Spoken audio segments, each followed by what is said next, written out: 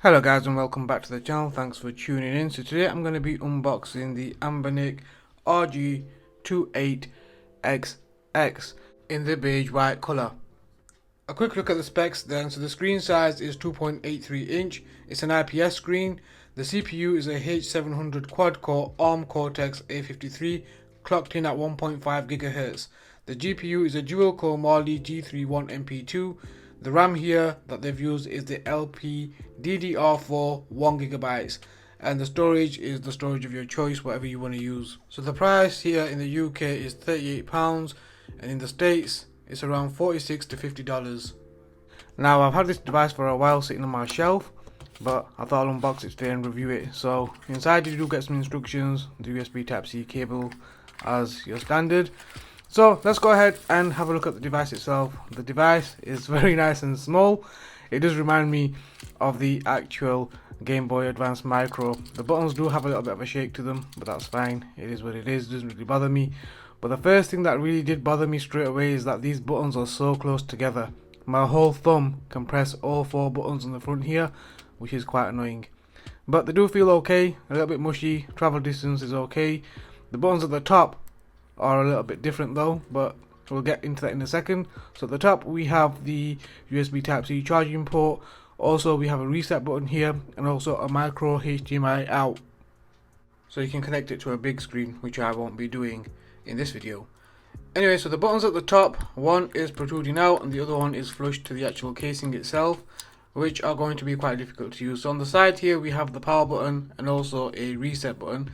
At the bottom we have two memory card slots, and the one that I have that came with the actual system itself is a branded card, so you don't really need to change it unless you really want to, so it should be fine, to be honest with you.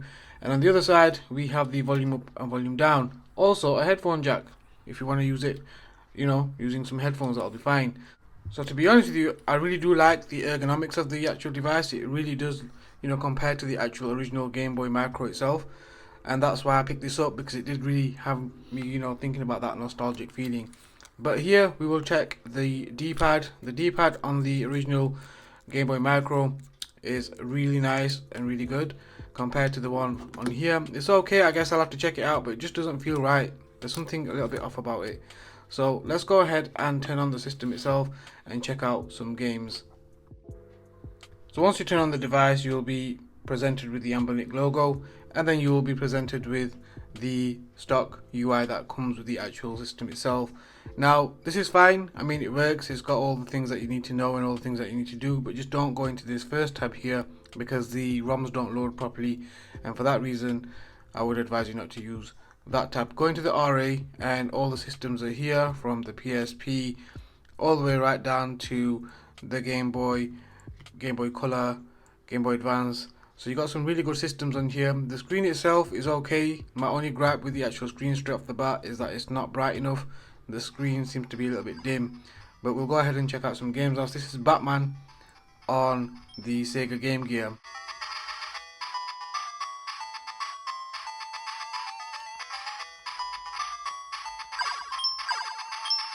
The D-pad so far is holding up, but we'll do a Street Fighter test shortly.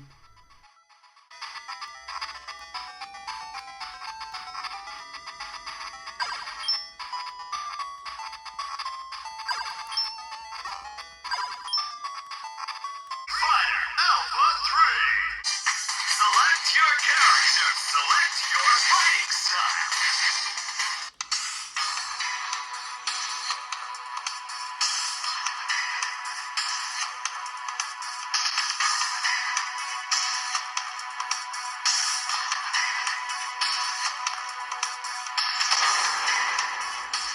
Showtime!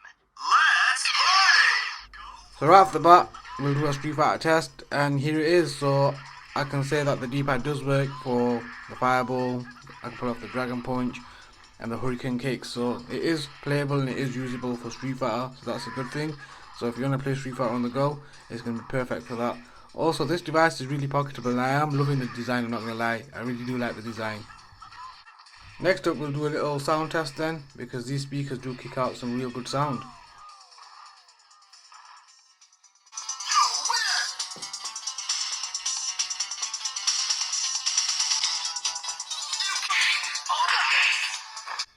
As for the screen then, the screen looks really nice, the colours do pop. The viewing angles aren't the best, as you can see if I turn it from side to side. You can't actually view it that good, but that's okay, but straight on you'll be able to view this device really well. And to be honest with you, like I mentioned earlier, my only gripe with the actual screen itself is that it's just not bright enough. Also, to quit out of a game, you just press the menu button at the top and just quit the game and it'll take you right back to the main menu. Can you believe I'm playing Tekken on the PSP on a device like this? Crazy stuff. Round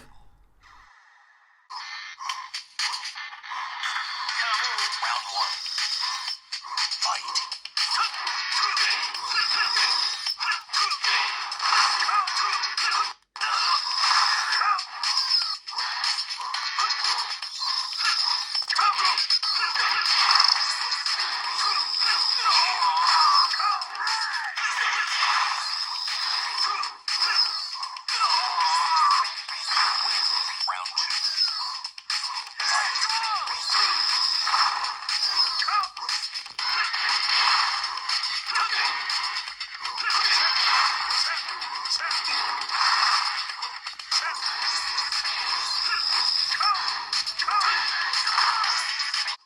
There was a little bit of slowdown here and there, but it works fine. I can't believe it actually plays Tekken on the PSP.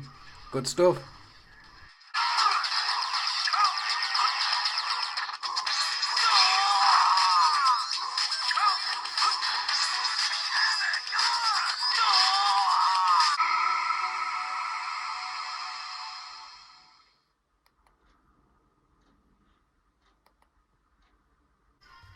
Next system we're going to play some Dreamcast, and the game of choice is Power Stone 1.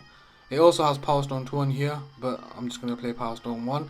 And this is a classic game. Me and my brother used to play this game a lot way back in the day, and I'm really happy to be able to experience it again on such a small device, and it works fine. I mean, everything is okay, there's no glitches, there's no slowdown or anything like that, and it just plays really well. You can also change the screen aspect ratio on these games and stuff, but I didn't tinker with it too much because for myself I'm not really that fussy. I just want to get into a game and play it and have some fun. The actual screen aspect ratios and stuff don't really bother me on a device that's so small. But if you do want to mess around with the screen aspect ratio, the option is there and you can actually do it.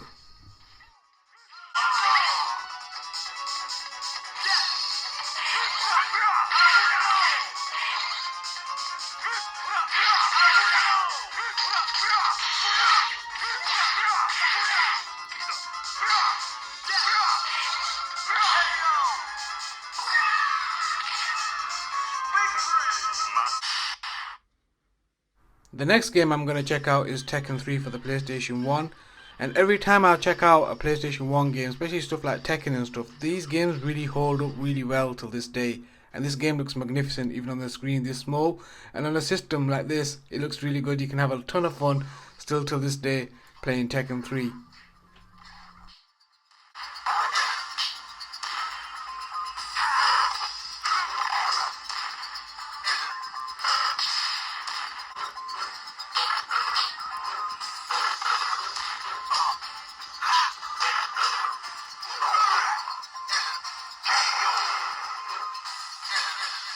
Round two. Fight.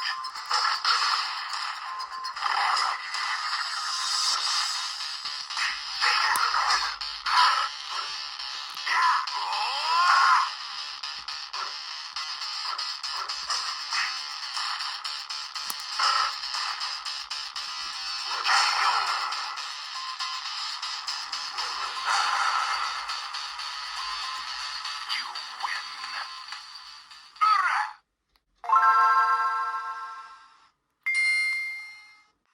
Next up we're going to play Need for Speed on the Game Boy Advance, and here's a game that I haven't played in a hot minute. I used to love playing this game way back in the day.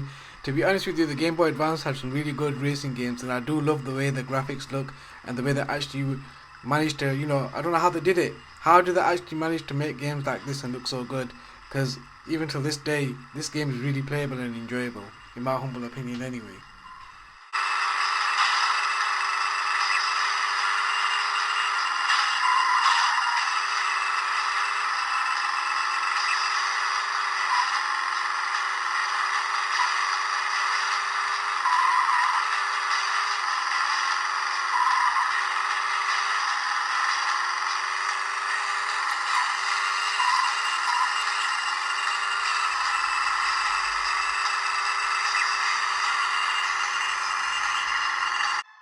in the spirit of Halloween, we're going to play some Ghouls and Ghosts on the Super Nintendo Entertainment System.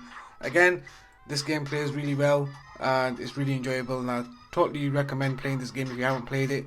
Old school classic, really difficult but a ton of fun at the same time.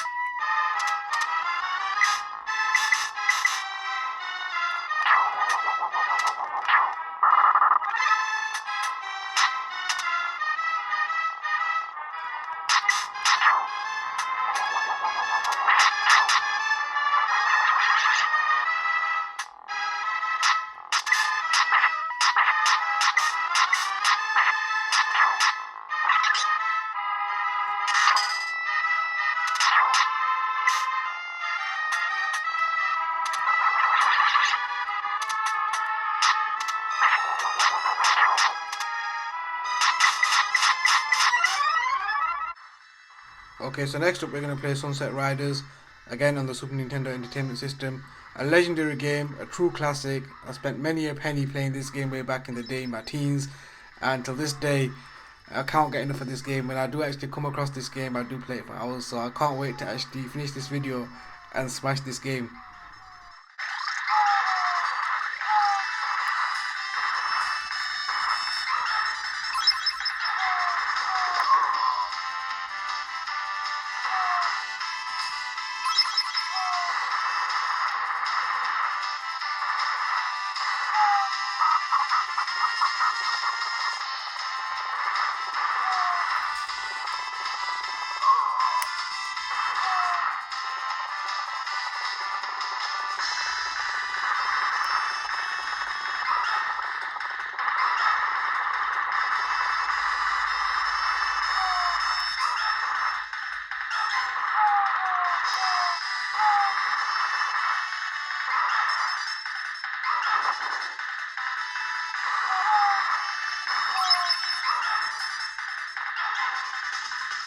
Next up, we're going to play Gargoyles on the Sega Genesis. So here's a little story for you guys. Way back in the days, it was Halloween time and it was snowing really bad, and my parents told me not to go out, but my friend told me he's got this new game for the Sega Genesis and he wants me to come and check it out with him. So I ended up going on an adventure and I walked over to his house, which is quite a way away, and I'd fallen many a times, and when I got there I wasn't in the best of states, but that was just, me being a child.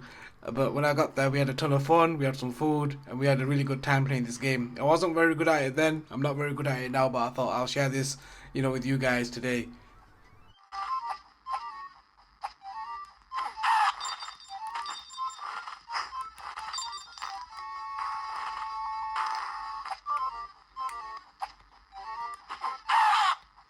Next up, Streets of Rage 2 for the Sega Genesis. What a wonderful game. This is a game that I spent a lot of time way back in the day, and every time I get one of these little handhelds, or whenever I get the opportunity to play this game, I always end up playing this game and spending a lot of time. Whilst I was making this video, I ended up getting really far on the game. I didn't complete it, but I got quite far into the game. It's just one of those games. But so far the system, everything that I've thrown at it, it's really played it really well, in my humble opinion. So for the price, it's doing really well. It's a really, really good little handheld so far.